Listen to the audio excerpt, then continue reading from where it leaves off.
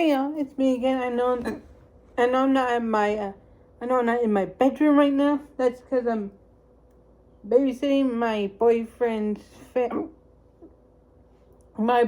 family's dogs right now, because they can't be left alone.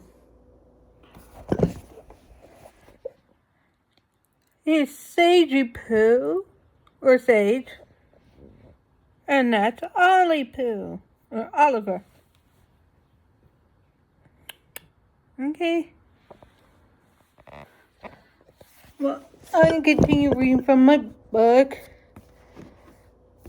Secret Lives of the First Ladies.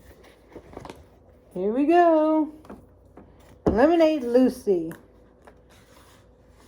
Before leaving the White House toward the end of his second term, Ulysses Grant was thoughtful enough to stock the mansion's wine cellar so that the incoming Hayes wouldn't have to worry about it. What a waste.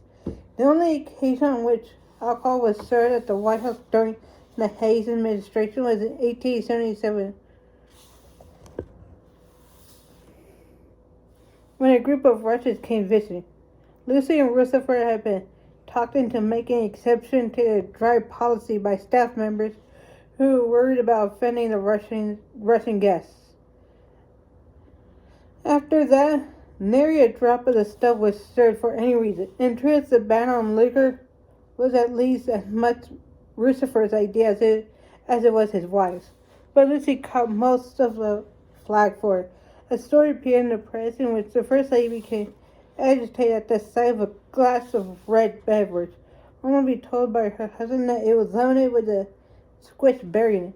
From then on, she was commonly referred to as Lemonade Lucy, and the press had a field day. Cool. Last chance. It wasn't only the newspapers that poked fun at the Hayes' dry policy. A tavern opened up for business not far from the White House in Cartersville for the benefit of those passing by on their way to a White House social event. The Last Chance. Good Lord! Lucy and her husband were some seriously pious folks. During their administration, the White House became a virtual house of worship. Daily prayers, usually held in Abigail Fillmore's beloved library. Bible readings and hymn sing-alongs dominated the calendar. Card playing and dancing were a band all gets even pulled down. The master's billiard room became a home for plants.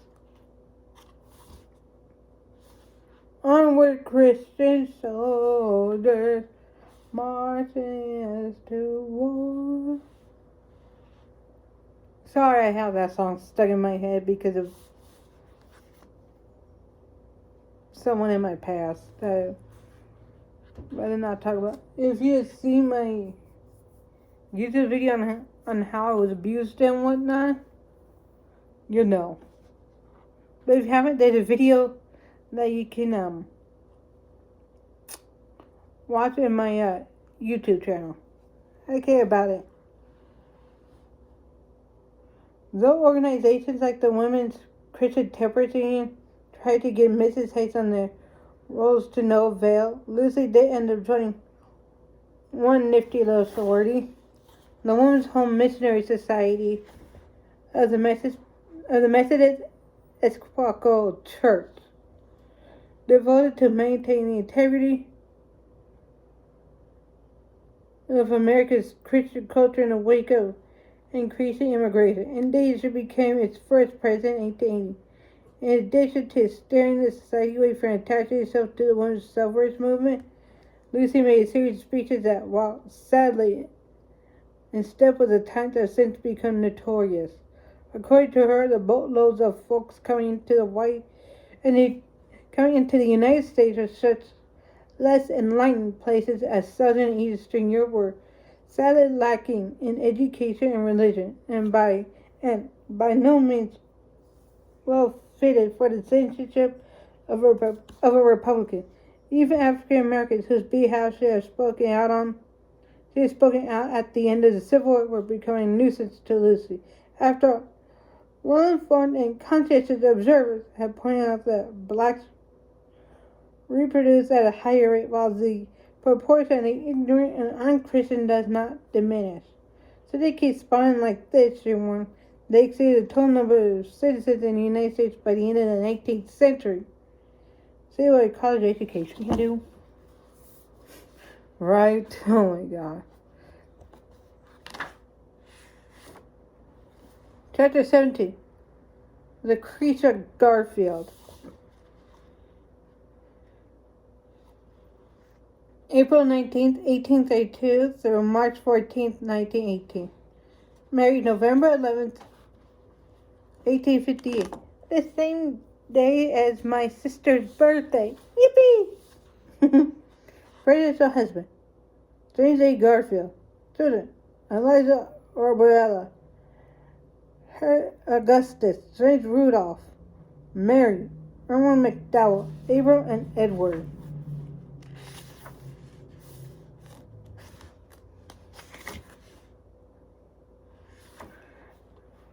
Firstly, 1881.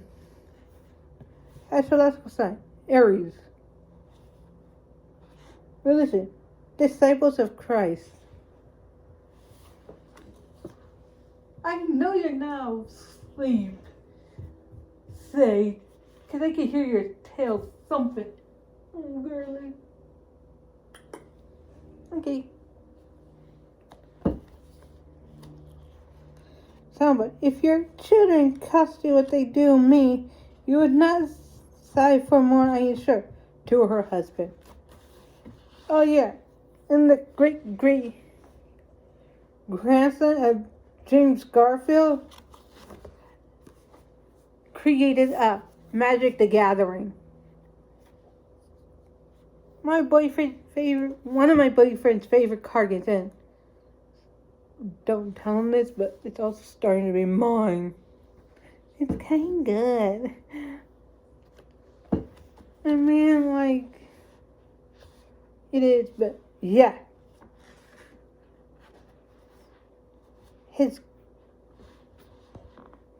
So anyway, let's continue. James Garfield once wrote, I have been wonderfully blessed in the description of my wife, and truer words were never written. The creature Rudolph Garfield was the epitome of discretion and forgiveness.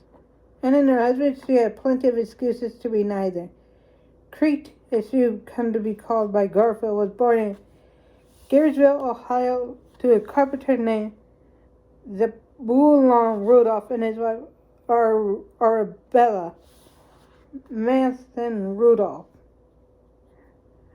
Besides being of humble origins, the Rudolph's most distinguishing characteristics have been a conspicuous lack of affection, both for each other and their children.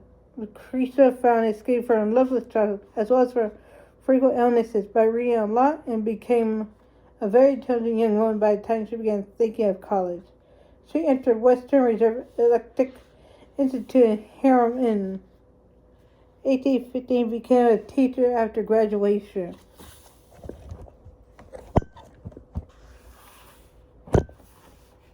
Whatever. But she had picked up something besides book learning in school, an attraction for fellow student James Garfield, and it was to have a great impact on her life as any college degree. Like Teresa, James was a member of the Disciples of Christ and an intellectual who lit up during conversations over the fine arts. From 1853, the two struck up a lively and increasingly intimate correspondence while he went east to attend Williams College. By the time he returned to Ohio in 1856, also become a teacher, the young couple had been engaged for nearly 2 years.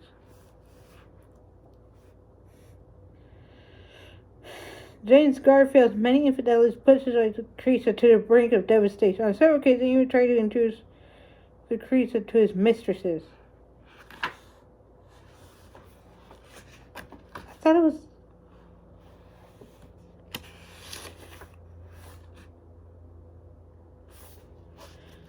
farther than this.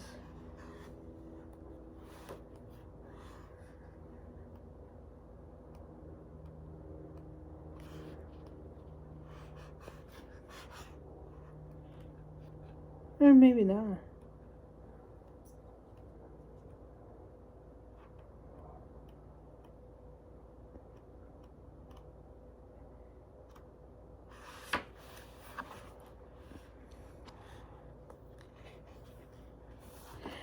Anyways, of course they hadn't seen much of each other. Of course they hadn't seen much of each other thus far. Which was probably just as well, for their FaceTime lacked all the warmth that defined their latest. A fact that began to worry them both. Having no clue as to how properly romantic people went by expressing their feelings to each other, Lucretia seemed to James a rather cold fish. He, on the other hand, was as hot as a coal stove and not nearly as choosy as his betrothed about where or with whom he shared them once. Both at Williams and back in Ohio, James carried on with at least several different women, putting a strain on the engagement that almost broke it to pieces. Crete, perhaps out of sense of guilt for her withdrawn nature, expressed her and tried James, but always stood by her choice of marrying, which she did against all the odds in 1858. Wedding vows changed nothing, however, and the marriage quickly faltered. James had become a preacher, which took up much of his time, and when he became involved in state politics, he was even less. Crete continued to see evidence of his cheating heart, but did little beyond sulking about it. Interestingly, death, destruction, and illness would conspire to patch things up between them. When the Civil War broke out, James left his wife and infant daughter, Eliza, born in 1860, to lay truce against the Confederacy. He returned on sick leave in 1862 and was changed by the experience of spending precious time with Crete and their little girl before going back to the hell of combat. Eliza's tragic death the following year from dysentery brought the spouses even closer, and their relationship began to resemble a loving marriage. Not that James stopped sleeping around. Elected in 1863 to United States House of Representatives, he went to Washington, where he eventually met and fell in love with a woman named Lucia Gilbert Calhoun, a reporter from New York. Crete visited her husband in 1864 and was confronted by a horrible news. She reacted with that combination of emotions that makes her such a strange and compelling figure. Sympathy for her husband's confusion and regretful, hurtful, and his callous misstep, and an affirmation of the high regard in which he continually held him. Whether intentionally or not, James was chafing at the bonds of marriage, and his wife was soaring them up with astonishing patience. That Calhoun affair would be the final and most trying challenge that Crete and her wayward husband would face on the road to compassionate union. On the advice of his wife, James went to New York City to end the relationship with his mistress and to gather all the love letters for destruction. He returned a new man, determined to make his marriage work. Lucretia chose to forgive him, and the two celebrated the acclaimed slave with a 4-month vacation to Europe. As time went by, Crete continued to participate in her husband's desire for a large family. The kids kept coming. Garfield became a big shot in Congress, and Crete made as many visits to the local libraries as her growing brood would allow. She once likened the raising of children to spend time with young barbarians. She continued to spend time in intellectual endeavors. Reading. She was an expert at Greek and Latin, attending lectures and political debates, and going to concerts with James.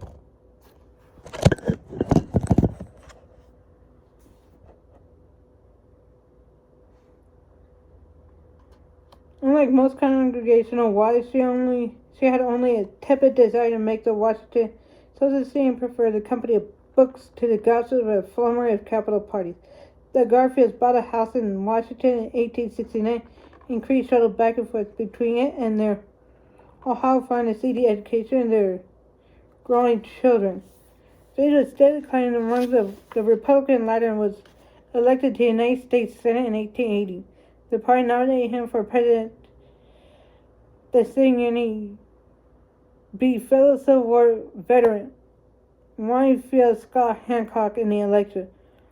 More bookworm than a socialite, the new First Lady enlisted the help of the Secretary of State's wife, Mrs. James Blaine, to organize White House events. Crete dressed as plainly as her predecessor, Mrs. Hayes, but broke with Lemonade Lucy's ban on alcohol. Considering many of the current temperance arguments woolly and sad, she was much more at home inviting James, which she did regularly in revue. You'll never have anything from these men, but they're sure contempt, she wrote her husband, referring to his stalwarts, the more conservative opposition branch of the Republican Party, until you fight them dead. Such advice is typical of Cree, and she played an active role in cabinet appointments and dismissals. The president understood the worth of his savvy wife and put. Sorry, my phone fell down. And rarely made a decision without her. This was a tight and effective presidential partnership, but it lasted only 4 months.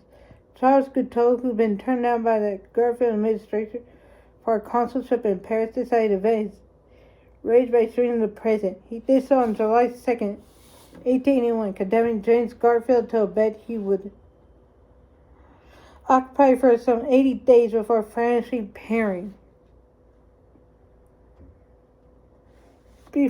finally perishing.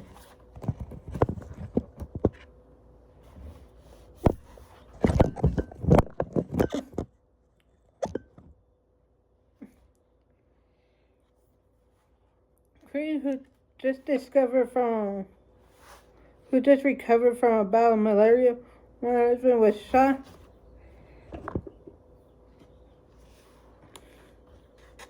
sat by his side through it all, ignoring the grim predictions of the doctors who probed the president's wound for a bullet they wouldn't find until the autopsy.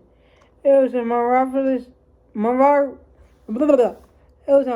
marvelously inspired vigil that impressed the country. Why was that so hard for you, if I say? I don't know.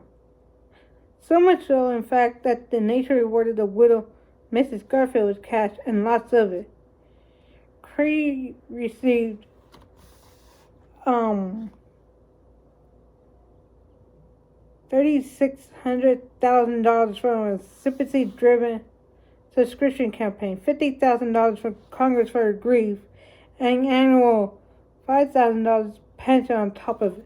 Assassination may have taken from her husband she toiled so long to forgive, but also made her a rich woman. She eventually retired to sunny Pasadena, California, where she headed up literary societies, and after the outbreak of World War I, joined the local Red Cross at age 85. She never remarried again. Can you blame her? I mean, like, no, not really. I would never remarry if my boyfriend died suddenly, too, you know? Because I mean, like, she loved him with all her heart, even though he was cheating on her. Even though he cheated on her once. She's like, I'm going to let this go this one time, but if you cheat on me again, then we're through, or something like that. And so, no, I wouldn't blame her. No. So anyways, please rate, comment, and subscribe down below. And if you're on YouTube, please ring that bell notification so that you can know when I upload. And if you're on TikTok, please like and follow my videos. And please pay for something on either my eBay and or Mercari. And if you want my username for that, comment down below and ask. Okay, bye.